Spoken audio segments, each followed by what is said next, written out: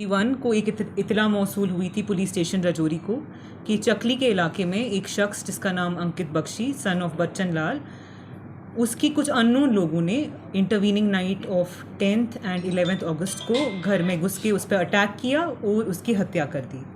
इसके बेसिस पे एक FIR नंबर 538 ऑफ 2021 रजिस्टर हुआ पुलिस स्टेशन रजौरी में। इस केस की इन्वेस्टिगेशन के लिए DPO रजौरी ने एक स्पेशल इन्वेस्टिगेशन टीम बनाई headed by DSP headquarter under the close supervision of additional SP headquarter Rajouri.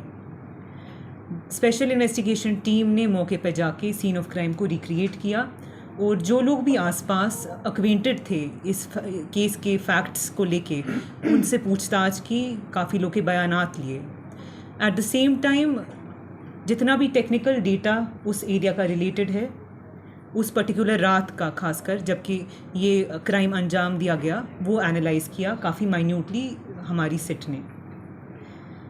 इस टेक्निकल डेटा और recreation of scene of crime और जो तमाम बयानात थे लोगों के उस एरिया में, उसके बेसिस पे कुछ सस्पेक्ट्स की ज़ीरो इन की और जिनकी क्वेश्चनिंग स्टार्ट की। अल्टीमेटली 3 मेन सस्पेक्ट आइडेंटिफाई हुए हैं इस केस में। सस्पेक्ट अक्यूज नंबर 1 उसमें Priya Bakshi, daughter of Bachchan Lal RO Chakli. Accused number 2 Rajan Sharma, resident of Ching's.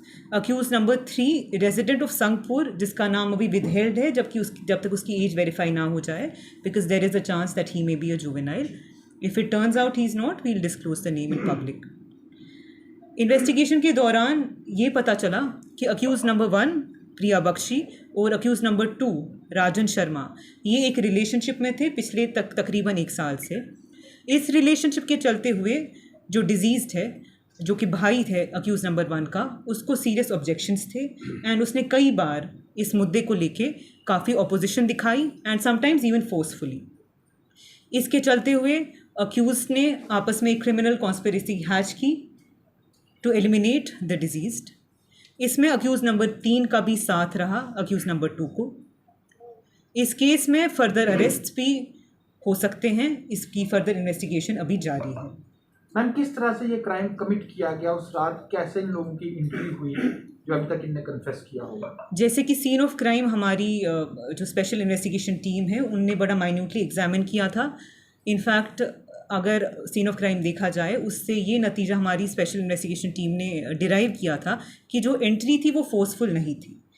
Forceful नहीं थी तो उसके कुछ ही कंक्लूजन्स ड्रॉ किए जा सकते हैं कि आइदर कोई अंदरूनी इंसान ही है जिसने एंट्री दी थी या फिर इजी एक्सेस थी जो कि अक्यूज्ड है। इस वजह से ये लीड कहीं ना कहीं हमें मौसूल हुई कि इसमें इंटीरियर इन्वॉल्वमेंट ज़रूर है। अगर आप सीन ऑफ क्राइम का जायज़ा खुद भी लें, जो घर है, जो वकूआ है जहाँ पे ये क्राइम कमिट किया गया है, एक छोटा सा घर है, उस एक बड़ा हॉल है जिसके बीच में पार्टीशन है एंड फैमिली मेम्बर्स घर के अंदर थे जब ये क्राइम कमिट किया गया था। उसके बाद जितना भी टेक्निकल डेटा एनालाइज किया हमारी टेक्निकल टीम ने और हमारी सिट ने मिलके, ज़ीरो इन की गए नंबर्स के जो उस एरिया में एक्टिव थे उस पर्टिकुलर मौके के दौरान, उनका आपस में कोरिलेशन निकाल के ये पता चला कि जो रिलेटिव थी डिजीज़ की, one of the sisters of the disease, उसका राब्ता अक्यूज़ के साथ कंटिन्यूसली था एंड जो हमारा जो टाइम लाइन है जिसके बीच में ये क्राइम कमिट किया गया था, उनकी प्रेजेंस, उनकी एक्टिविटी उससे पहले और उसके बाद में ये कंक्लूजन सपोर्ट करती थी कि उनकी प्रेजेंस एरिया में थी और उसके बाद नहीं थी। फिर this was further substantiated by questioning of all the 3 accused. All the 3 have admitted to their involvement in the commission of the crime. इसमें हम कुछ और अरेस्ट भी एक्सपेक्ट कर सकते हैं जो क्रिमिनल कॉन्स्पिरेसी का पार्ट था।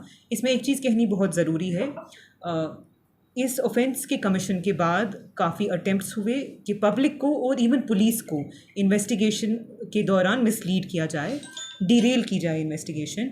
हम उस एंगल को भी काफ़ी माइन्यूटली देख रहे हैं। मैम, जिस तरह से जो एक अक्यूज्ड है वो विक्टिम की सिस्टर है, कितना बड़ा चैलेंज ये राजौरी पुलिस के लिए था कि घर के अंदर से केस सॉल्व हुआ?